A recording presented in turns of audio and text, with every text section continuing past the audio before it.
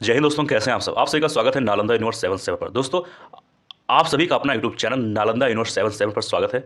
दोस्तों, यहाँ पर आपको उत्तर प्रदेश सब इंस्पेक्टर 2024 यानी कि यूपीएसआई 2024 के जितने भी मुख्य सब्जेक्ट, उन सभी मुख्य सब्जेक्ट का प्रैक्टिस सेट यानी कि एमसीक्यू आपको यहाँ पर मिल जाएगा। दोस्तों, यहाँ पर जितने भी एमसीक्यू प्रैक्टिस सेट करवाए जाएंगे, सॉल्व करवाए जाएंगे दोस्तों, वो आपके एसआई के लिए बहुत ज़्यादा इंपॉर्टेंट है। क्योंकि दोस्तों, यहाँ पर आपको ऑप्शन भी जितने दिए रहेंगे उसको भी एक्सप्लेन कर समझाया जाएगा दोस्तों।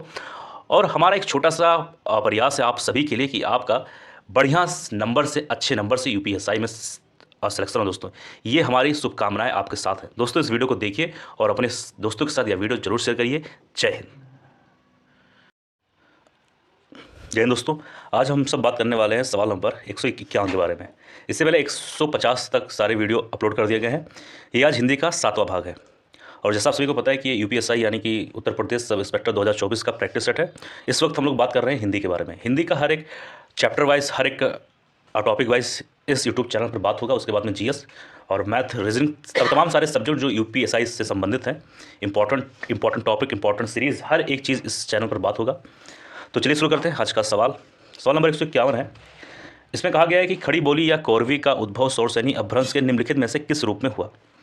अब 151 का सही उत्तर हो जाएगा ऑप्शन नंबर ए यानी कि उत्तरी रूप। ठीक है, ये काफ़ी इंपॉर्टेंट सवाल है। अब ध्यान देना दोस्तों कि खड़ी बोली या कौरवी का उद्भव शोर यानी अपभ्रंश के उत्तरी रूप से हुआ है। यह पश्चिमी हिंदी की आकार बहुला बोली है। दिल्ली, मेरठ, बिजनौर, रामपुर, सहारनपुर, मुरादाबाद, देहरादून तथा मुजफ्फरपुर, इन सभी क्षेत्रों में ये बोली बोली जाती है। ठीक है, एक बात और ध्यान देना कि भारत की जो राजभाषा हिंदी व खड़ी बोली, ये दोनों एक नहीं है। ये इस बात पर आपको ध्यान देना है। खड़ी बोली का तात्पर्य प्राचीन कुरु जनपद में बोले जाने वाली बोली से है। तो आपको इतना कुछ मालूम होना चाहिए। अब हम बात करेंगे प्रश्न नंबर 152 के बारे में। इसमें कहा गया कि खड़ी बोली इनमें से किस अपभ्रंश से निकली है। फिलहाल इसके बारे में हम लोग कई बार बात कर चुके हैं अपनी पिछली वीडियोज़ में। अब प्रश्न नंबर 152 का सही उत्तर हो जाएगा ऑप्शन नंबर बी यानी कि शोरसैनी। प्रश्न नंबर 153 है। इसमें कहा गया है किस बोली में ने पर सर्ग लगाया जाता है। 153 का सही उत्तर हो जाएगा ऑप्शन नंबर बी यानी कि खड़ी बोली। बी फिलहाल यहाँ होना चाहिए था और सी यहाँ होना चाहिए था। ये थोड़ा सा प्रिंटिंग में थोड़ा सा प्रॉब्लम हो गया है। खैर, इससे कोई मतलब नहीं है आपको। अगर आपको इस सारे सवाल का पीडीएफ चाहिए तो आप लोग जरूर कमेंट बॉक्स में नीचे लिख दीजिएगा।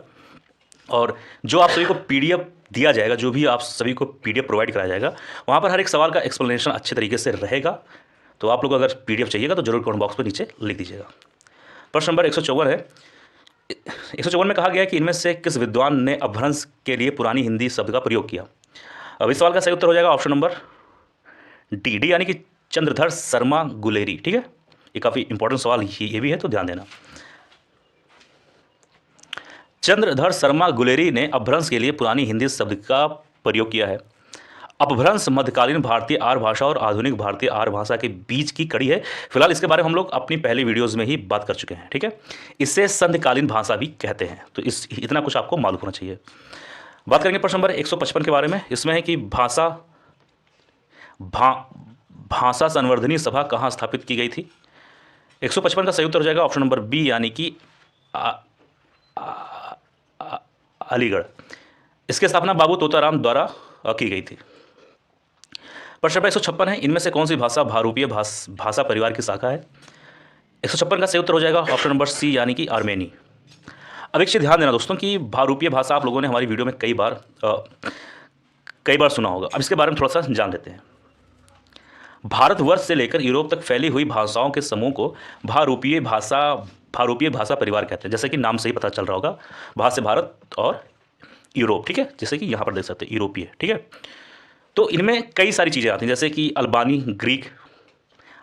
ग्रीक, एटालिक, तोखारी, हिटाइट तथा बाल्टिक। ये सारे जो हैं भारूपीय भाषा परिवार की शाखाएं हैं। फिलहाल हम लोग एक एक करके आगे वीडियोस में बात करने वाले हैं।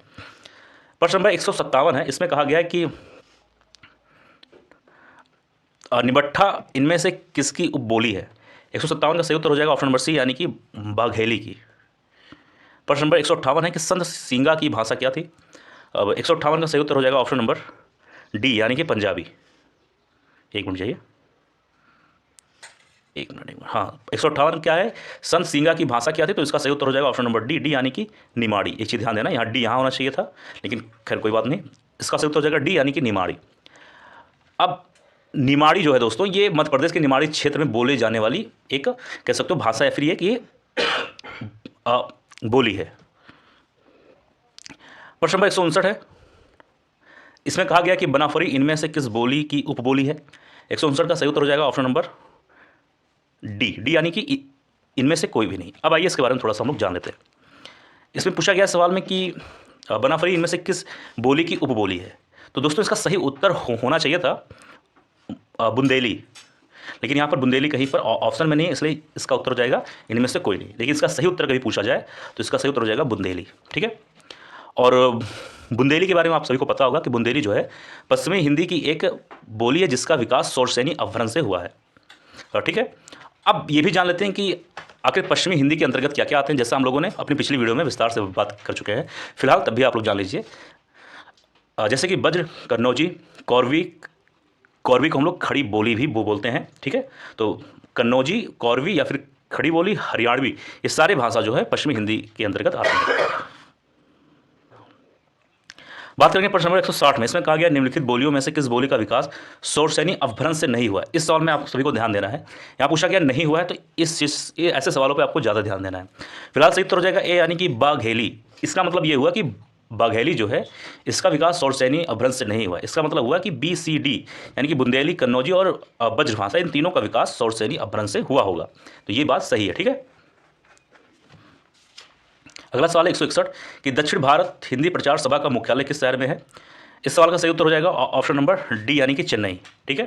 और इसकी स्थापना हुआ है 1918 में, तो इसी ध्यान देना। अगला सवाल 162 है, हिंदी भाषा के मानिक। अब दोस्तों इस सवाल में कहा गया 162 में कि हिंदी भाषा के मानकीकरण का सचेष्ट प्रयास किस पत्रिका में किया गया। इसका दो उत्तर हो सकता है, पहला एक है सरस्वती पत्रिका, ठीक है, और एक है आनंद पत्रिका, ठीक। अब ये ध्यान देना कि अगर कभी दोनों नाम आ जाए तो आपका झुकाव ज़्यादातर आनंद पत्रिका पे होना चाहिए, लेकिन अगर आपने गलती से इस पर भी सही लगा दिया है तो खैर कोई बात नहीं, ये उत्तर आपका आयोग से ही सही माना जाएगा, जो वहाँ पर जिस उत्तर को सही मानेंगे, लेकिन ज़्यादातर आपका झुकाव आनंद पत्रिका पर ही पहले लगाना, ठीक है। अगर कोई एक ऑप्शन आएगा तो आप चाहे सरस्वती पत्रिका लगा सकते हैं या फिर आनंद पत्रिका पर। 163 में कि इनमें से कौन सी बोली उदासीन आकार बहुला है। इस सवाल का सही उत्तर हो जाएगा ऑप्शन नंबर सी यानी कि कन्नौजी, ठीक है।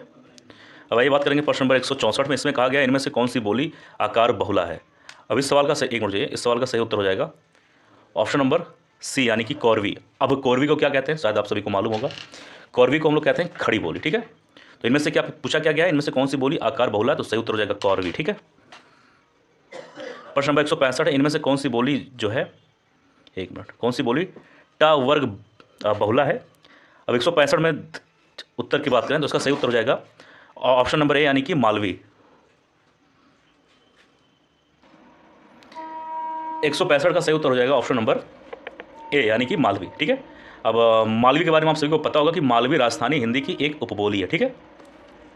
यह बोली राजस्थान के झालावाड़, मध्य प्रदेश के इंदौर, भोपाल, रतलाम इत्यादि भागों में बोली जाती है, ठीक है। अगला सवाल है प्रश्न 166 है, इसमें पूछा गया कि कीर्ति लता किस भाषा की रचना है। सही उत्तर हो जाएगा सी यानी कि अपभ्रंश, ठीक। प्रश्न नंबर 167 पे आ जाइए, एक मिनट। इसमें कहा गया निम्नलिखित में से कौन सी बोली हिंदी की नहीं है। यहाँ पूछा गया नहीं है, तो ध्यान देना, ऐसे सवालों पे अक्सर ध्यान दिया करो। 167 का सही उत्तर हो जाएगा ऑप्शन नंबर सी यानी कि मलयालम। आसान सवाल था, आराम से आप इसको देखते और अपना उत्तर दे देते, ठीक। अगला सवाल 168 है, हिंदी का प्रहारी इनमें से किसे कहा जाता है। अब 168 का सही उत्तर हो जाएगा ऑप्शन नंबर बी हो जाएगा, बी यानी कि पुरुषोत्तम दास टंडन, ठीक। 169 में आ जाइए, मलिक मोहम्मद जायसी कृत पद्मावत किस भाषा में है। सही उत्तर हो जाएगा डी यानी कि अवधी में, ठीक है। इन्होंने और भी कई चीज़ों की रचनाएं की, जैसे कि अखरावट, चित्ररेखा, आखिरी कलाम और इतरावत, ठीक है, इतरावत, लेकिन फेमस ज़्यादा क्या है तो वो है पद्मावत, ठीक। अगला सवाल 170 पे आ जाइए, इसमें कहा गया है कि चंदायन किस भाषा का काव्य है। 170 का सही उत्तर हो जाएगा ऑप्शन नंबर सी यानी कि अवधि, ठीक है, मतलब अवधि। अवधि को बारे पता होगा कि ये अर्धमागधी अपभ्रंश से विकसित पूर्वी हिंदी वर्ग की एक प्रमुख बोली है। अवधी बोली में साहित्य व लोक साहित्य दोनों की रचना हुई है। तो इतना कुछ आपको तो मालूम होना चाहिए। अगला सवाल है, सवाल नंबर 171 है कि गारो किस राज्य में बोली जाती है। तो गारो किस राज्य में बोली जाती है, इसका सही उत्तर हो जाएगा सी, यानी कि मेघालय। ठीक है, और यह मेघालय में तो बोली ही जाती है प्रॉपर, और साथ ही साथ असम तथा त्रिपुरा के कुछ भाग में भी इसको बोला जाता है। अच्छा, एक बात और बताओ कि त्रिपुरा और पश्चिम बंगाल में सबसे ज़्यादा कौन सी बोली जाती है, इसको आपको कमेंट बॉक्स में लिखना है। अब बात करेंगे इस वीडियो का अंतिम सवाल, सवाल नंबर 172। इसमें कहा गया इनमें से किसे पूर्वी भी कहते हैं। तो 172 का सही उत्तर हो जाएगा ऑप्शन नंबर सी, यानी कि भोजपुरी। ठीक है, तो भोजपुरी को पूर्वी भी कहते हैं, और मैथिली और भोजपुरी बिहारी हिंदी की बोलियां हैं। ब्रजभाषा और बुंदेली जो है पश्चिमी हिंदी की बोली है। ठीक है, तो ब्रजभाषा और बुंदेली जो है ये पश्चिमी हिंदी की बोली है, जबकि भोजपुरी और मैथिली जो है ये बिहारी हिंदी की बोली है। ठीक है, जबकि पूर्वी को क्या कहते हैं हम लोग, मतलब सॉरी, भोजपुरी को क्या कहते हैं, पूर्वी भी कहते हैं। तो इतना कुछ मालूम होना चाहिए। सॉरी, एक लास्ट सवाल अंतिम वाला ये है कि रामचरितमानस की रचना किस अवधि में। आसान सवाल, इसका आप लोग कमेंट बॉक्स में लिख देना। अगर आप लोग कमेंट बॉक्स में लिखोगे तो मुझे ये मालूम होगा कि आप सभी ने यहाँ तक वीडियो देखा है। कोई भी सवाल में कोई भी डाउट, किसी भी तरीके का डाउट हो, जरूर कमेंट बॉक्स में लिखना। और आज दोस्तों हिंदी का जो हमारा पहला टॉपिक था, कह सकते हैं पहला चैप्टर जो था, हिंदी और अन्य भाषाएं, हिंदी और अन्य भारतीय भाषाओं का मामला हुआ खत्म। अब अगले वीडियोज़ में हम लोग बात करेंगे हिंदी वर्णमाला के बारे में, फिर उसके बाद में अपर्यायवाची, फिर तत्सम तद्भव, फिर विलोम, ऐसे करके हम लोग सारा हिंदी बहुत ही जल्द खत्म कर देंगे। ठीक है, PDF चाहिए कमेंट बॉक्स में लिख देना। मिलते हैं किसी और वीडियो में। जय हिंद, जय भारत।